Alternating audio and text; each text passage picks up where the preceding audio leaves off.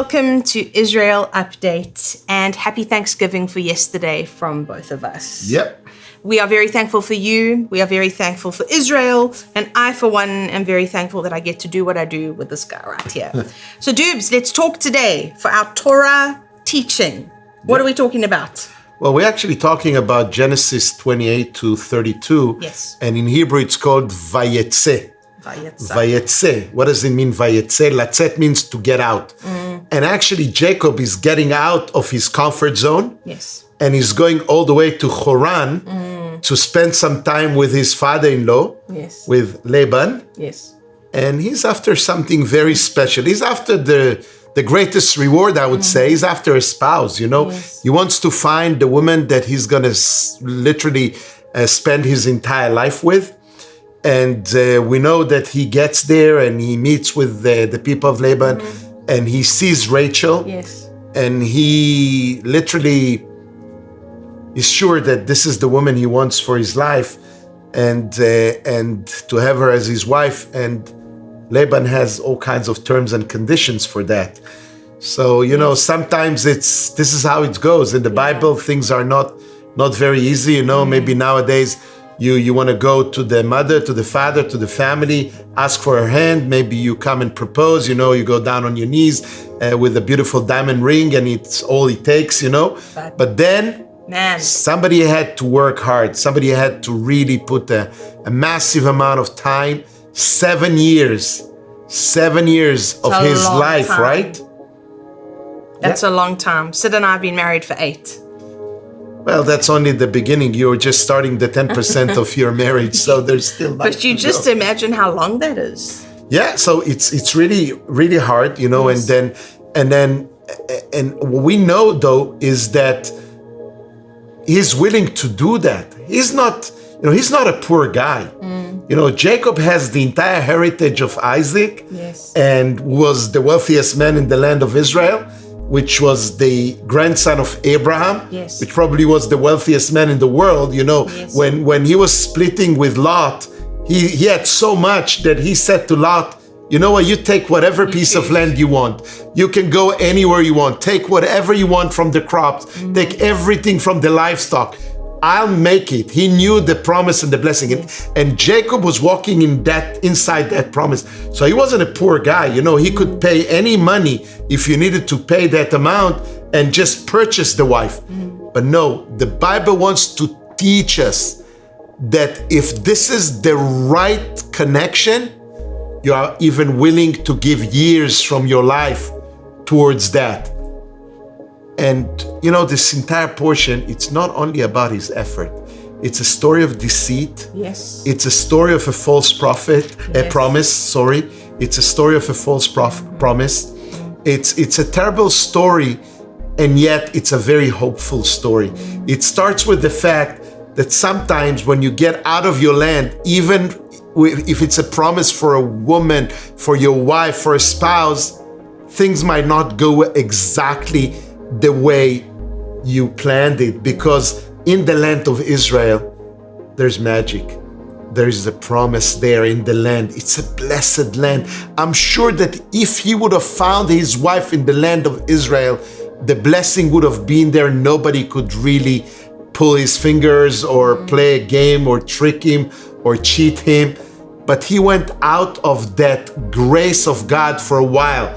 He went looking for something outside of the land. Look what happened to the people of Israel when they left the land of Israel and went to Egypt.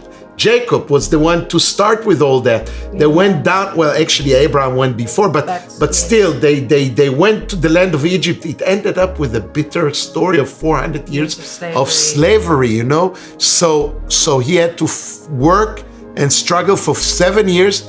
And in the end of the day, he gets there and in his wedding night, he finds out that it's Leah, the other sister. But even though he was a little bitter about it, he accepts that verdict. And his love brings him to work an extra 7 years for Rachel. Leah was blessed with the ability to bring children. Rachel was barren, and yet his love was so unprecedented for her.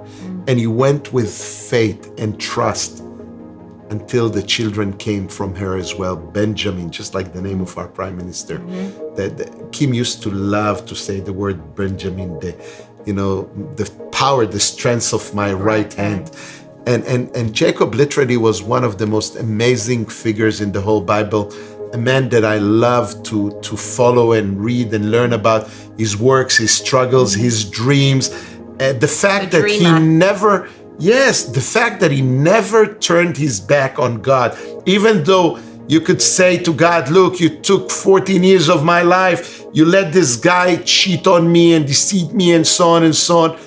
He literally, when he was actually persecuted by Laban and he ran away from him and he was captured just on the verge of entering into the promised land, he ended up with signing up a treaty with Laban, which was really good, even though he kind of, he took everything from him. But in the end of the day, he respected him. He was his elder.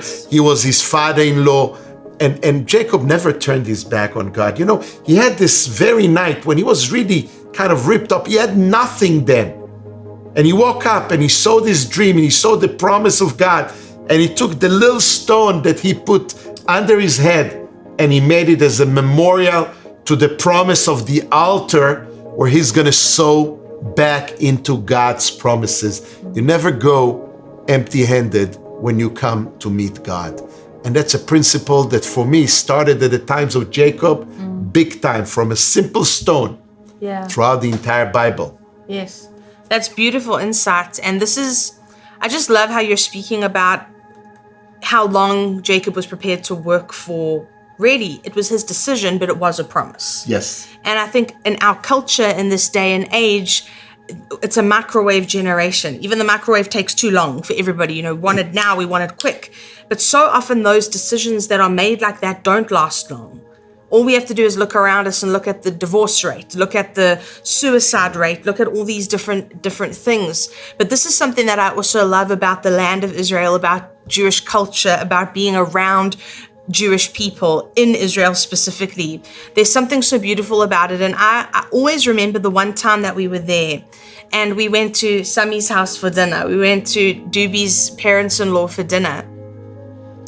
And I've never met anybody who's as content and happy as Sami. Unbelievable. This man, and he's done amazing things in his life. Fought in the wars, won medals, run marathons, cycled up mountains. The guy's done everything. He's amazing. He wouldn't do what Laban did to Jacob. When I wanted to marry him, but I said, just take her. And Sami, he's beautiful. And he's got his house and he's got a little garden. And just being there, I haven't felt that kind of peace and serenity before. Such a beautiful presence of God. He's just content, happy. And I looked at that and I thought, this is so different. If you look at the house, it's not a mansion.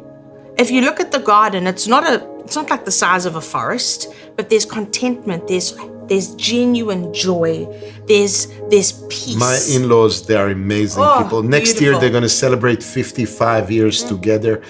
And let me tell you this, I lost my dad pretty young, and I haven't seen, this years that my parents been together, and unfortunately, my parents were divorced. And looking at Sami and Hannah and Ani, the way they conduct their family until today, she cooks every Shabbat for the children, for the grandchildren. Everybody gathers around that table. What you have experienced with the team, it's nothing special. Yeah.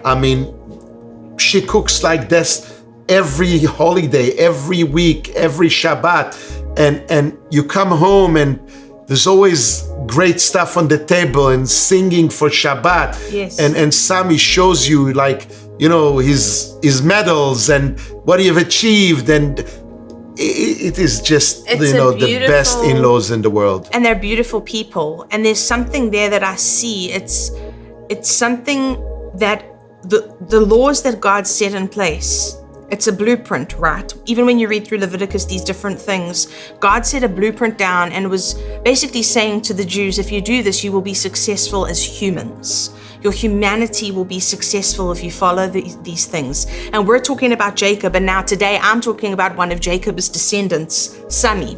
And the presence of God that I believe completely would have been with Jacob, I see with Sami. And it's not just with him. There's a presence in that land and with the people when there's this understanding of something that is sacred, about coming together, following the laws of God, about being okay with things maybe taking time, not always trying to climb a ladder to get something else that somebody else has. But there's this beautiful serenity and contentment, knowing this is the portion God has given me. I'm going to do the best I can with it. And I love that. It's something I love, and it's a challenge that I've faced. Being in the United States, you look around and you can see how many people have so much more than you. But I come from South Africa, and I often have to remind myself of how many of my countrymen have nothing. And then I look at I just love it. I just love Jewish culture. I love being there and just seeing this incredible contentment within the people. It's something that God gave the Jewish people as a portion, but it's also something that we can watch and learn from. And I'm saying this as a Christian person who was born and raised in South Africa, now lives in the United States, but Israel still feels like my home. And I love it, and it's my favorite place in the whole world. But this is why discussing scripture, dissecting it, taking it apart like this is so important, because you can just read these words and it feels so far away and so foreign.